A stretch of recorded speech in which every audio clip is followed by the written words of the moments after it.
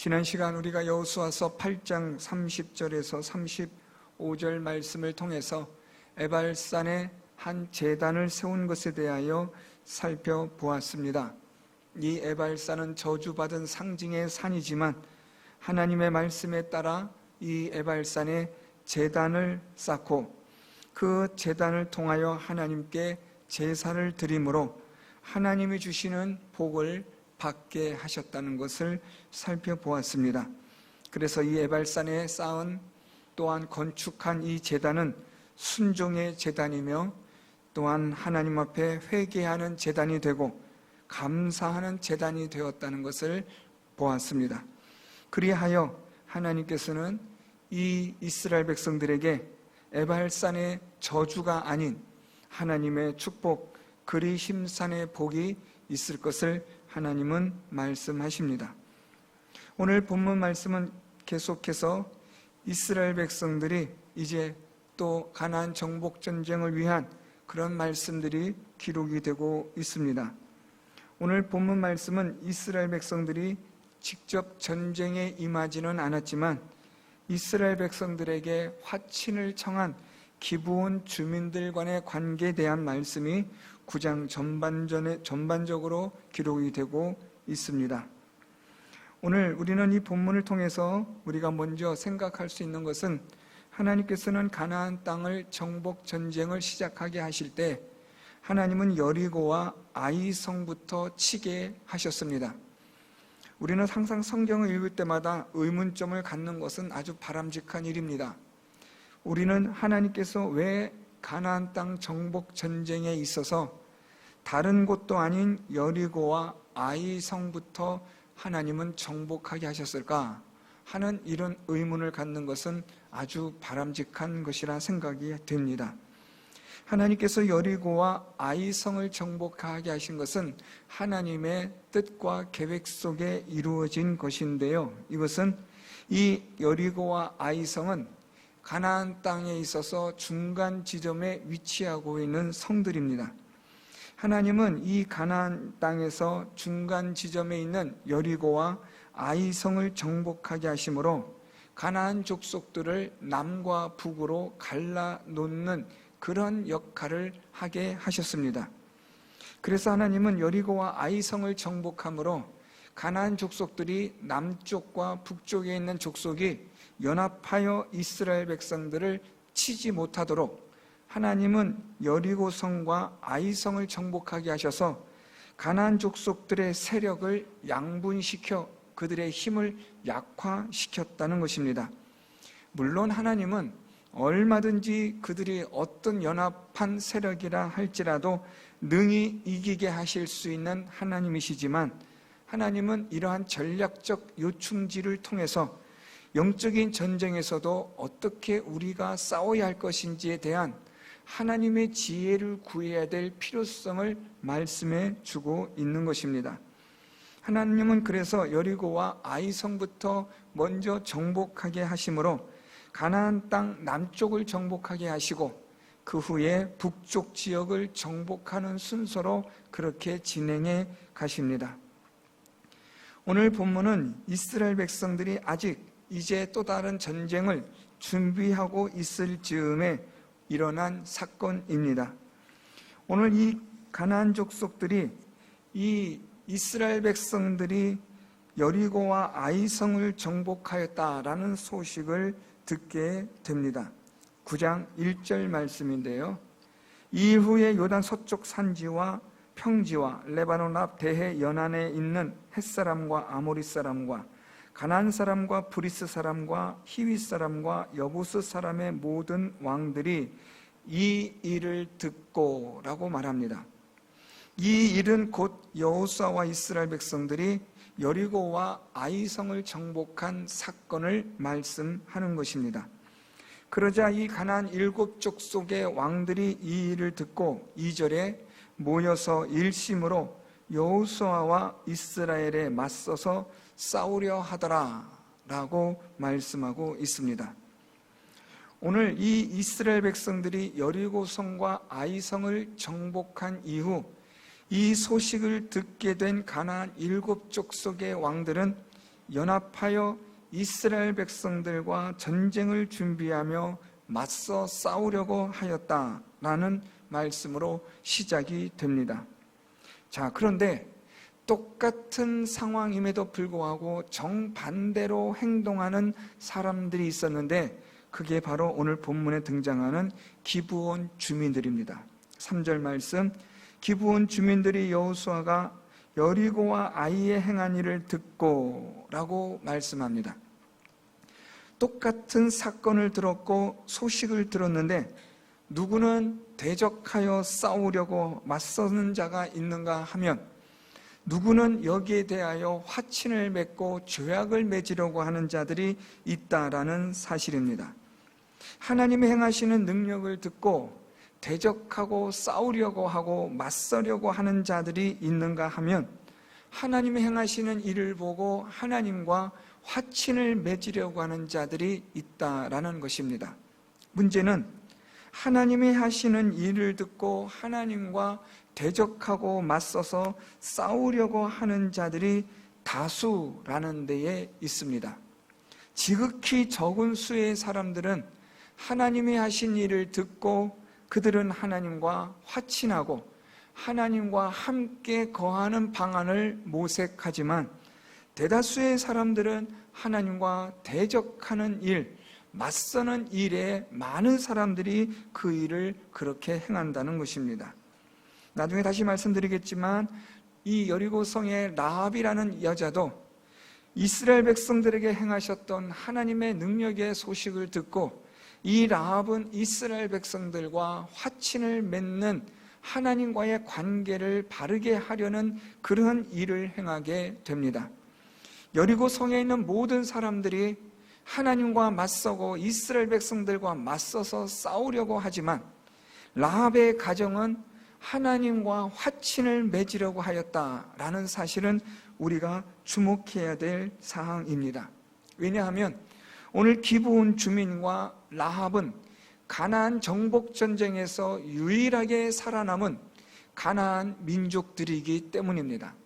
하나님은 가나안 족속들을 철저히 다 심판하여 죽이시고 멸망시키겠다고 말씀하셨지만 예외는 하나님과 화친을 맺으려고 하는 사람들, 하나님을 믿고 하나님을 두려워하며 하나님의 말씀에 따라 살려고 하는 사람들, 그들은 예외적으로 하나님이 은혜를 베푸셔서 살려주셨다는 것입니다.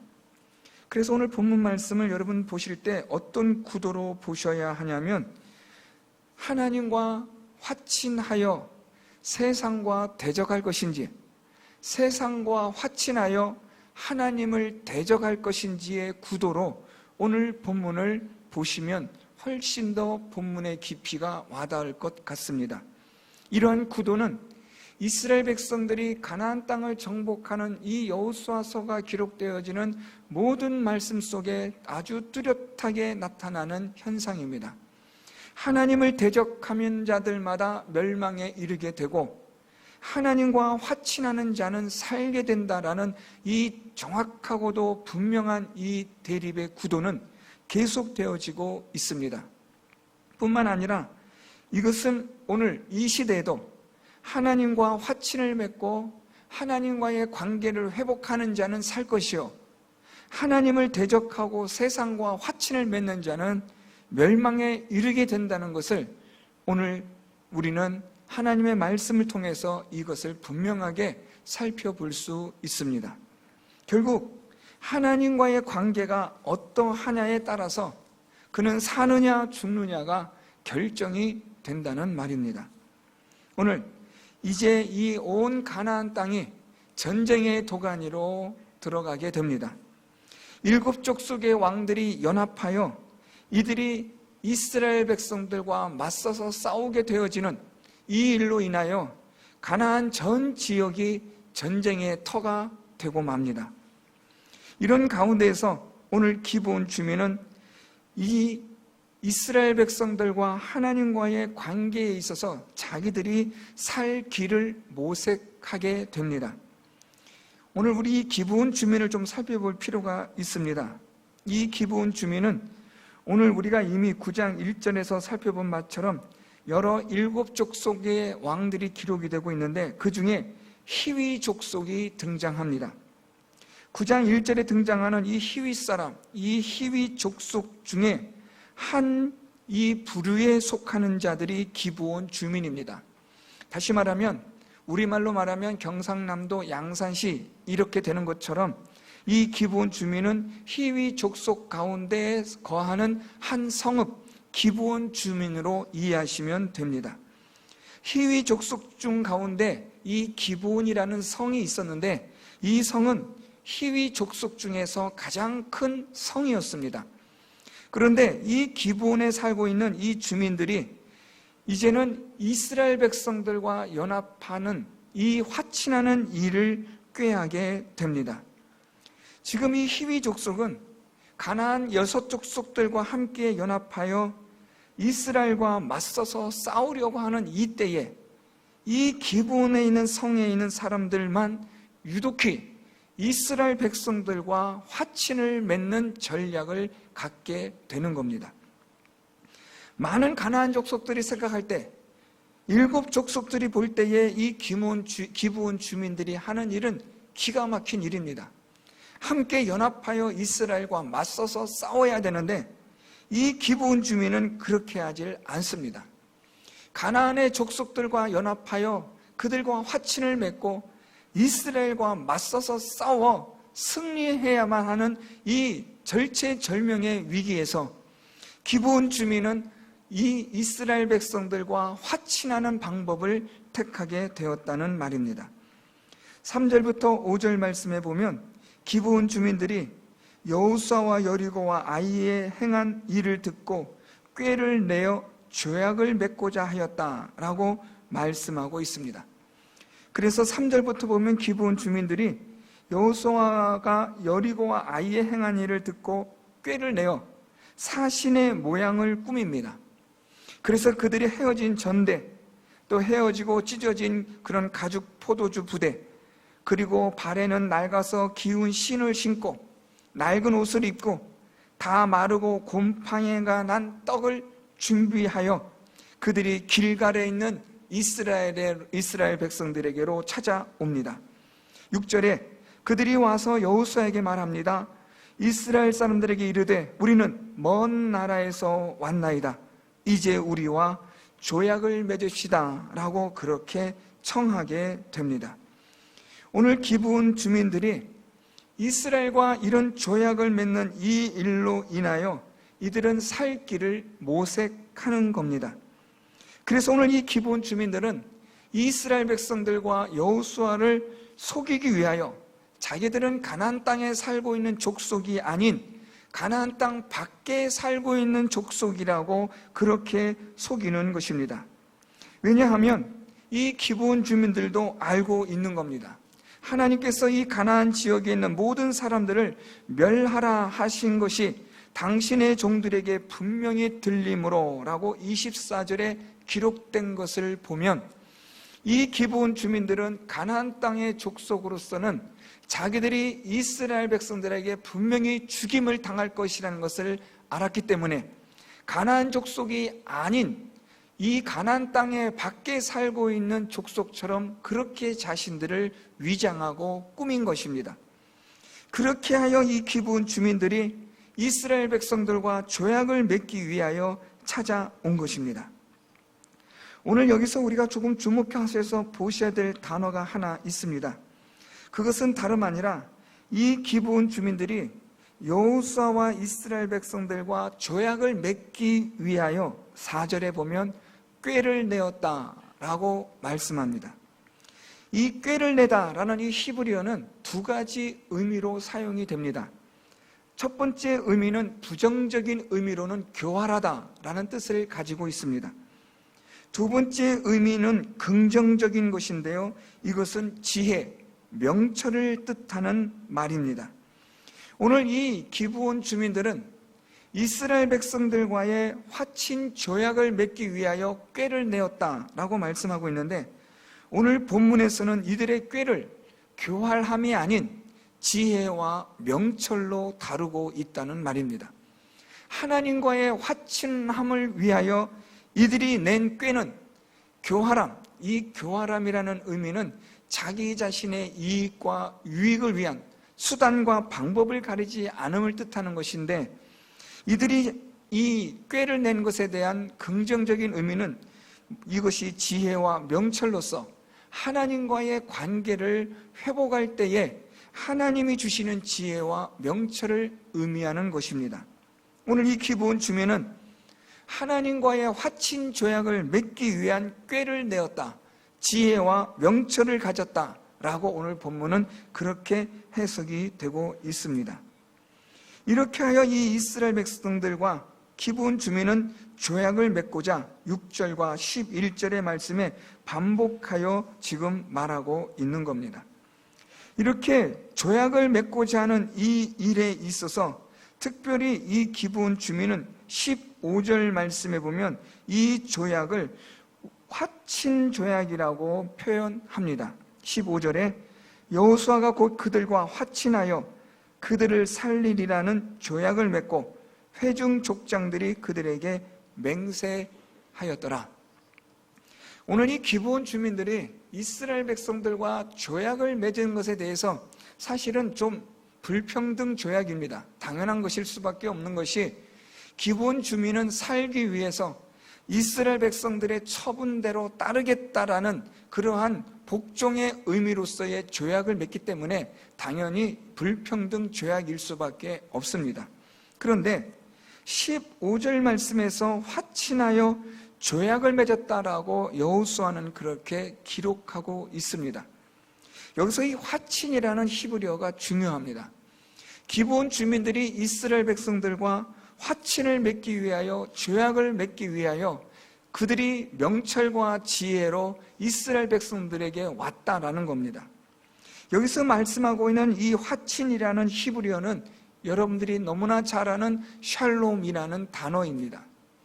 이 샬롬이라는 이 히브리어는 완전하다라는 뜻에서 평화, 번영이라는 것으로 확장되어진 단어입니다. 그래서 우리는 보통 샬롬하면 평화, 평안을 의미하지만 사실은 이 샬롬이라는 단어의 원뿌리는 완전하다라는 데 있습니다.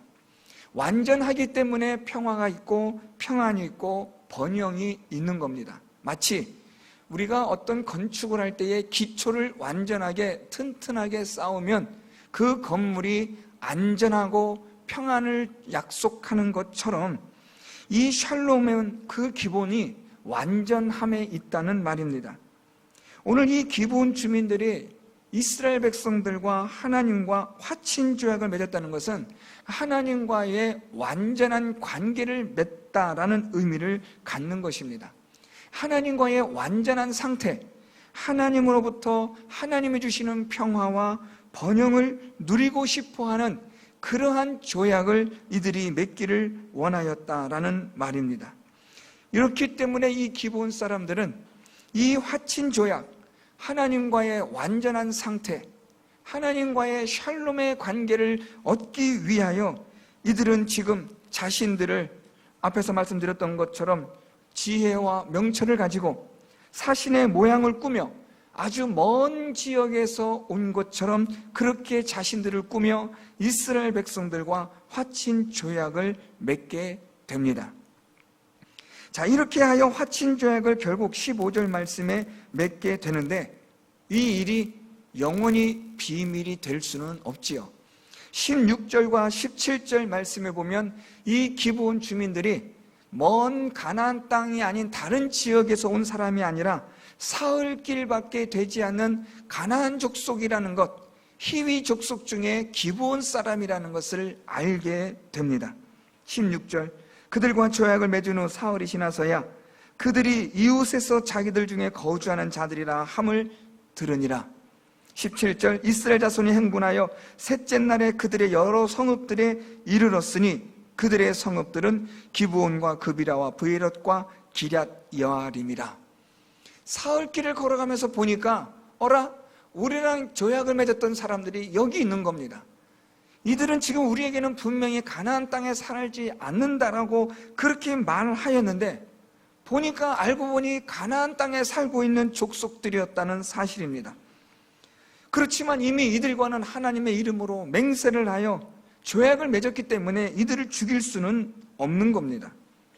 이들의 이런 속임에 대하여 오늘 여호수아서 9장의 전반적인 분위기는 기브온 주민들을 하나님께서 악하다, 그들이 죄를 범하였다, 이렇게 말씀하지 않으신다는 겁니다. 하나님은 오늘 이 기브온 주민들이 행한 이 일, 하나님과의 화친을 맺기 위하여 지혜와 명철로 자신들을 먼 곳에서 온 것처럼 꾸며 이스라엘과 하나님과 어떻게 해서든 간에 화친 조약을 맺고자 했었던 이들의 의도를 하나님은 선하게 보셨다는 말입니다. 그러면 여러분들은 이런 생각을 하실 수 있습니다. 하나님과의 선한 관계를 위해서라면, 샬롬을 위해서라면 속여도 된다는 말인가 하는 윤리적, 도덕적 의식이 우리에게 작용할 수 있습니다. 여기에 오늘 본문에서 아주 중요한 말씀이 있습니다. 읽지는 않았지만 14절 말씀에 무리가 그들의 양식을 취하고는 어떻게 할지를 여호와께 묻지 아니하고 라고 말씀합니다. 사실 이스라엘 백성들이 실수를 했습니다. 그 실수는 오늘 이 기브온 사람들이 와서 화친 조약을 맺고자 할 때 이들이 하나님께 물어야 했습니다. 하나님, 이 사람들이 와서 우리에게 화친 조약을 맺고자 합니다. 어떻게 할까요? 하고 물었다면 가정입니다. 하나님은 무엇이라고 말씀하셨을까요? 야, 그들이 속인 거야. 정신 차려. 다 죽여라. 이런 하나님은 아니십니다. 오늘 전반적인 본문의 분위기를 보면 하나님은 기브온 사람들이 어떻게 해서라도 하나님과 화친 조약을 맺고자 하는 이들의 의도를 하나님은 선하게 기쁘시게 받아주셨다는 겁니다.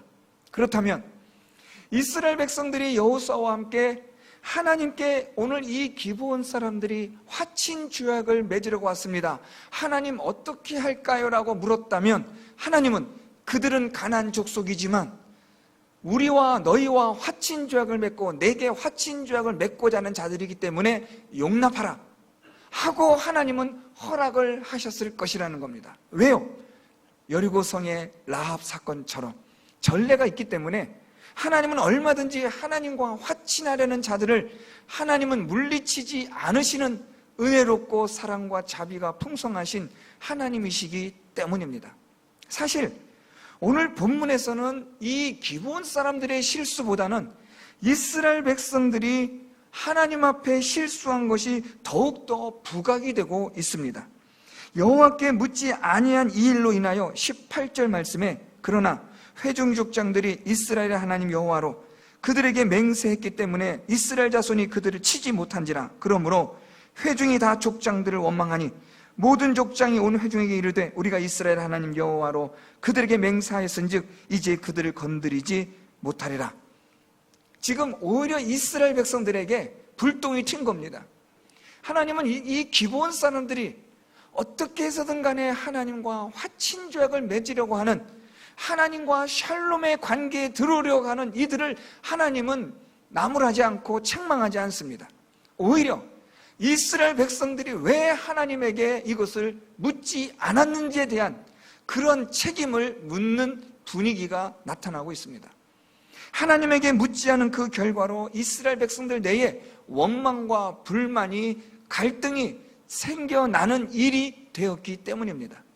하나님은 이 기브온 사람들이 하나님과 화친하기 위하여 온 이 일에 대하여 만일 이스라엘 백성들이 하나님께 물어봤다면 기브온 사람들의 속임이 아니 되도록, 그들이 꾸민 이 모든 이 일들이 꾸며진 일이 아니라 하나님께서 기꺼이 용납하시는 밝은 하나님의 공의와 정의로 분명하게 하나님께서 드러내게 하실 그런 일이 될 수 있음에도 불구하고 이스라엘 백성들이 하나님에게 묻지 않음으로 인하여 오히려 이것이 속임이 된 것인 것처럼 보여지는 분위기가 되어졌다는 겁니다.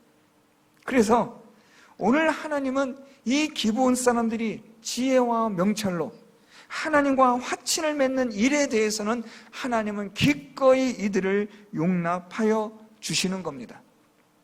이스라엘 백성들이 하나님께 물었다면 하나님은 얼마든지 이들의 화친 조약을 용납하게 하셔서 기브온 사람들이 이것이 속임의 행위가 아닌 정당한 행위로서 하나님은 인정하여 주셨을 텐데, 오히려 이들의 행위가 속임의 행위가 되도록 한 이스라엘 백성들이 하나님께 묻지 않은 그 일에 대하여 오늘 여호수아는 더 심각하게 다루고 있다는 말입니다.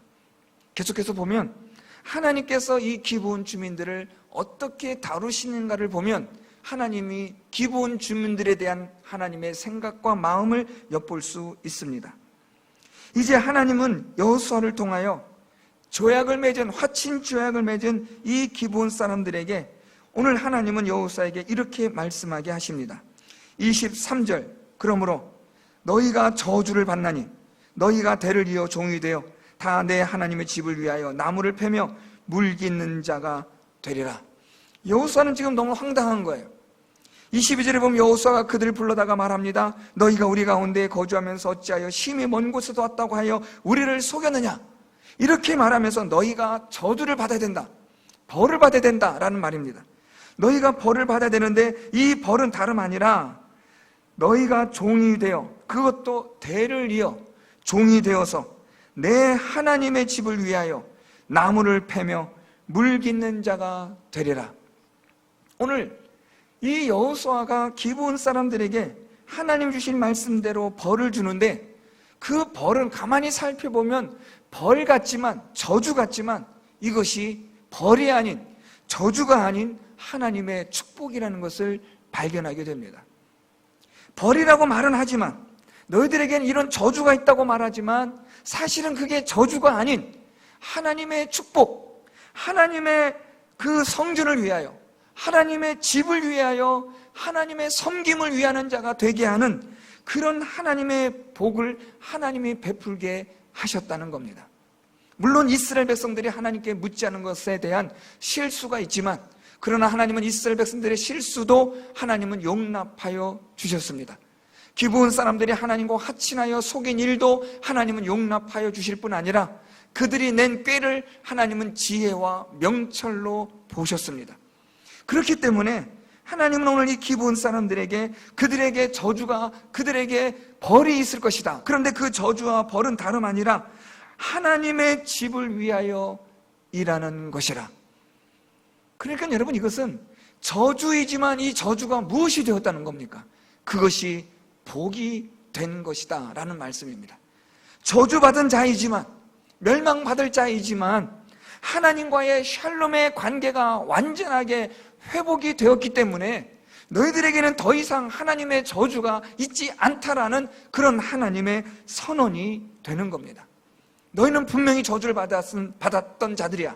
너희들은 분명히 멸망을 받아야 되고 죽임을 당해야 돼. 그것이 너희의 저주이지만 하나님과의 샬롬의 관계가 회복이 되었기 때문에 너희에겐 더 이상 하나님의 저주가 아닌 하나님의 집을 위하여 섬기는 자가 되는 복을 받게 될 것이라.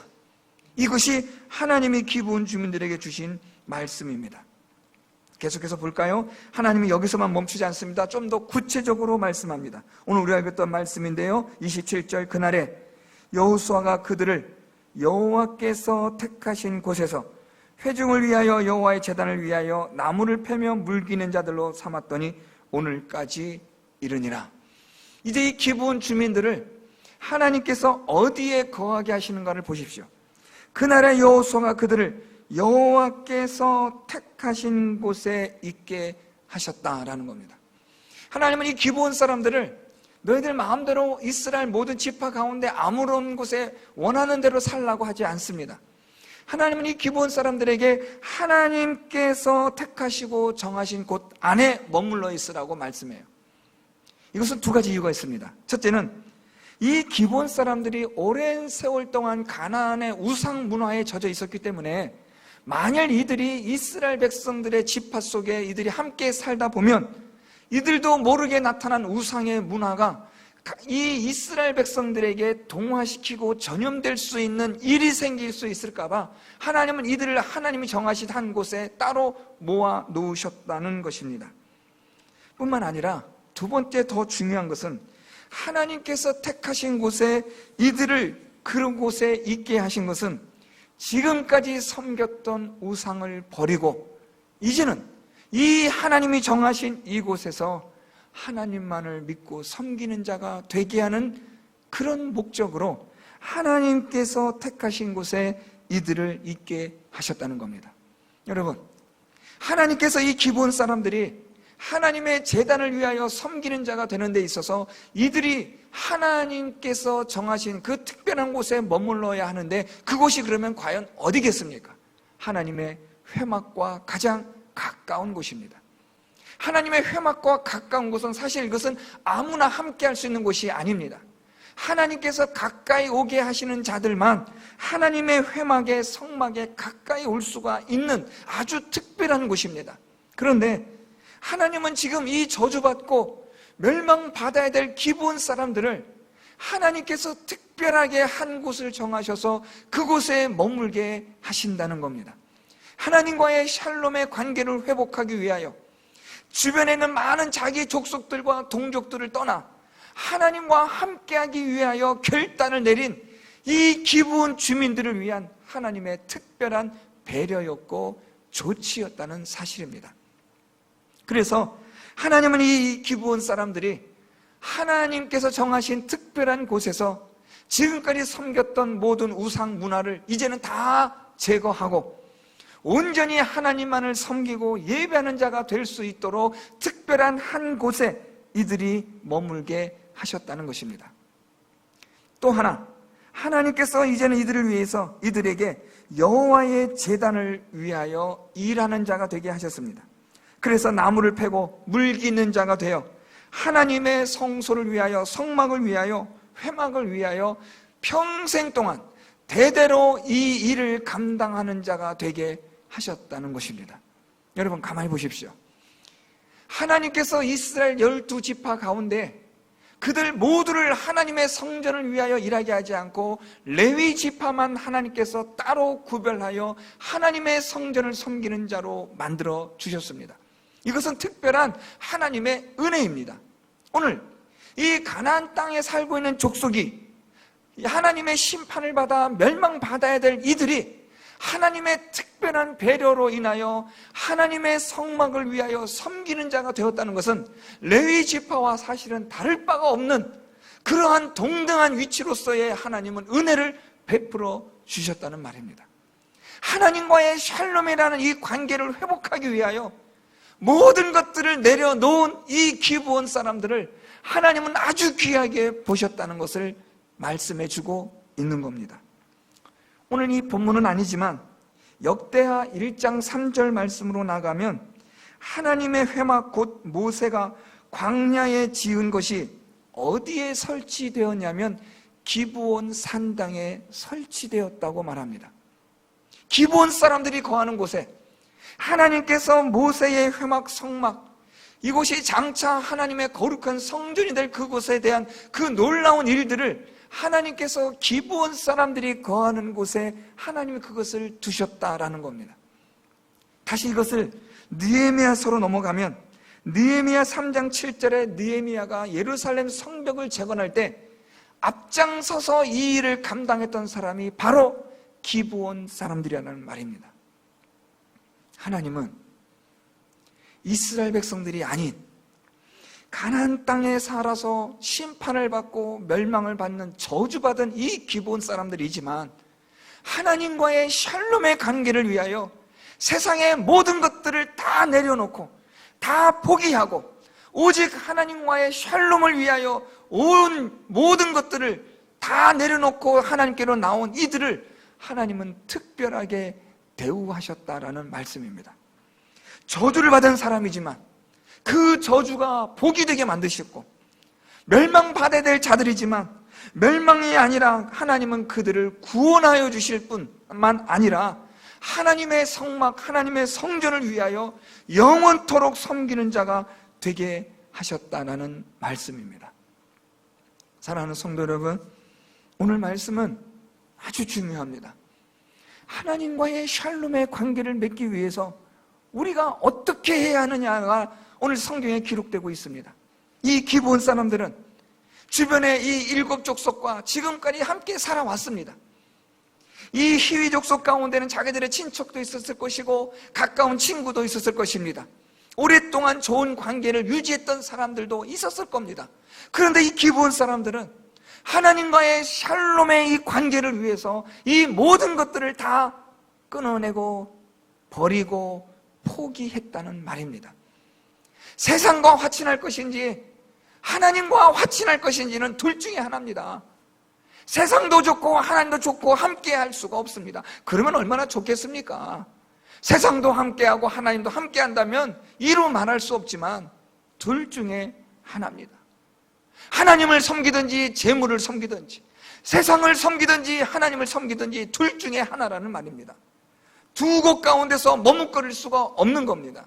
하나님은 오늘 이 기브온 사람들이 이 가나안 땅 족속들과 화친을 맺어 하나님을 대적하고 하나님과 싸우려는 그런 자들이 아니라 하나님과 화친하기 위하여 가나안 족속들과 오히려 싸우는 자가 된 이 기브온 주민들을 하나님이 구원하여 주셨다는 말입니다. 여러분, 우리의 생명은, 우리의 구원은 하나님에게 있는 줄 믿습니다. 세상과 화친하고 세상과 잘 지내면 그 잠깐 동안은 좋을 것 같지만 그것은 결국은 우리를 사망으로, 멸망으로 인도하는 것이 된다는 것을 아셔야 합니다.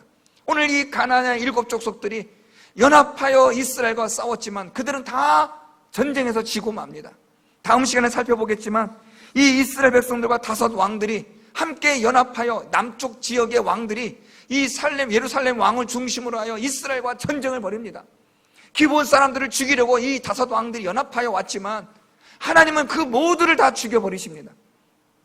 하나님과 화친하는 자는 살고 세상과 화친하는 자는 죽이시는 것이 하나님의 법입니다. 여러분, 우리가 사는 이 세상 사실 얼마 남지 않았습니다. 온 세상이 지구촌이 난리입니다. 이상기후로 인하여 징후로 인하여 여러분 지금 세상이 난리가 났습니다. 여러분, 우리나라도 더 이상 3, 40년 전에 우리의 식탁에서 볼 수 있었던 것들 이제는 보지 못한다고 합니다. 그 흔한 생선도, 그 흔한 야채도 점점 우리가 볼 수 없는 세상이 되어져 가고 있습니다. 세상은 좋아지는 쪽이 아니라 멸망의 쪽으로 지금 달려가고 있는 겁니다. 이런 가운데서도, 이 모든 일을 듣고 보고 하는 가운데서도 하나님과 화친을 맺는 소수의 사람들이 있는가 하면 세상과 화친을 맺는 다수의 사람들이 있다는 것을 기억하십시오. 오늘 말씀 시작은 어떻게 됩니까? 이 일을 듣고 이 7 족속의 왕들이 지금 모여서 일심으로 여호수아와 이스라엘에 맞서서 싸우려고 한다고 말합니다. 그런데 이 기브온 주민들은 똑같은 소식을 들었지만 달랐어요. 세상과 화친할 게 아니라 하나님과 화친해야 된다. 우리의 살 길은 하나님에게 있다. 저 이스라엘의 민족이 믿는 저 하나님에게 우리의 구원이 있고 우리의 생명이 있다. 이것을 깨달아서 이들은 하나님과 샬롬의 관계를 회복하기 위하여 모든 것들을 다 포기했다는 말입니다. 그 결과 하나님은 기브온 사람들을 특별하게 대우하십니다. 그들의 속인 행위에 대해서 하나님은 나무라지 않습니다. 하나님은 책망도 하지 않습니다. 오히려 하나님은 이스라엘 백성들이 왜 하나님에게 묻지 않았느냐라고 오히려 하나님은 그렇게 책망하시는 분위기입니다. 너희들이 내게 물었다면 저 기브온 사람들이 너희를 속이면서까지 화친 조약을 맺지 않았을 텐데 왜 너희가 내게 묻지 않아서 저들의 저 아름다운 지혜와 명철이 속인 것처럼 되게 하였느냐라고 하나님은 오히려 이스라엘 백성들에게 지금 책망하시는 거죠. 그만큼 하나님은 이 기브온 사람들을 특별하게 보시는 겁니다. 왜요? 하나님과의 샬롬을 위해서 모든 것들을 다 포기했기 때문입니다. 사랑하는 성도 여러분, 이 세상 얼마 안 남았습니다. 우리 인생도 얼마 안 남았겠지만 얼마 살지 모르지만 말입니다. 여러분, 그렇게 길진 않을 겁니다. 사는 게 지옥이라는 말들이 사람들 입에서 그냥 나옵니다. 이런 세상에 아직도 세상과 화친하고 세상에 미련을 두고 여전히 세상을 뒤돌아보고 싶어하는 롯의 처와 같은 그런 마음을 여러분들이 가지고 있다면 오늘 이 말씀이 교훈이 되고 경고가 되기를 바랍니다. 하나님과 화친 맺으셔야 합니다. 하나님과의 샬롬의 관계가 바른지, 하나님과의 이 샬롬의 관계가 온전한지를 점검하셔야 합니다. 하나님과의 바른 관계를 통해서, 하나님과의 샬롬을 통해서 우리가 생명을 얻고 구원을 얻기 때문입니다. 이 하나님과의 샬롬을 얻기 위해서는 지혜와 명철이 필요합니다. 이 지혜와 명철은 하나님의 말씀에 있습니다.